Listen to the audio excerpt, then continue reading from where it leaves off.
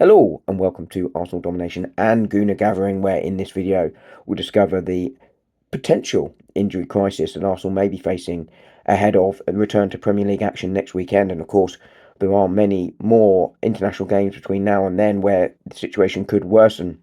But Arsenal, as we know, when they return to action, will face Tottenham Hotspur in the North London derby. We'll follow that with Bayern Munich and Chelsea.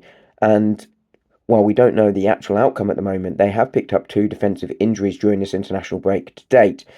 I spoke about earlier in the week, late last week, about the fact that the internationals were a concern for me because Arsenal are a really good run of form. They are expecting offensive reinforcements to come back with the likes of Havertz, Madueke, Gyökeres, and potentially others all coming back imminently after the international break or even potentially for that first game.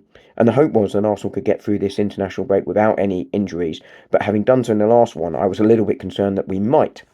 And it turns out that I might have spoken into into being because Arsenal have had Riccardo Calafiori withdraw from the Italy squad. He didn't play in their win against, I think it was Moldova, and has withdrawn ahead of their game against Norway.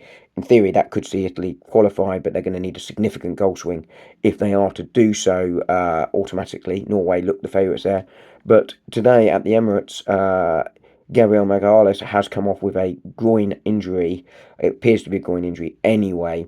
Looked in some significant discomfort as he left the field playing for Brazil against, I think it was Senegal.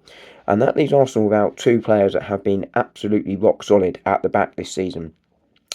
Gabriel, such a weapon in both boxes, real set piece weapon, but he's becoming a real leader at the back, and his ability to cover that left space when Arsenal's left back goes forward is really underrated because that is where Arsenal leave the biggest gap on the pitch.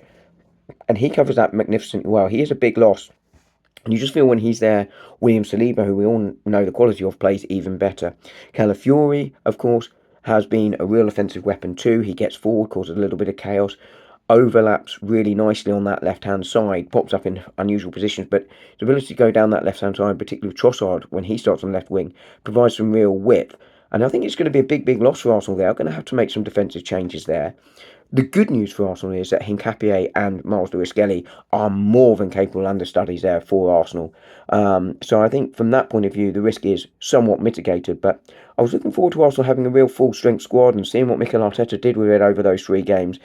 Gabriel, obviously, I think the bigger of the two misses, but either way, it'll be a worrying for Mikel Arteta in the coming days as he waits to find out the extent of those injuries. But let me know what your thoughts are and who you think should replace them.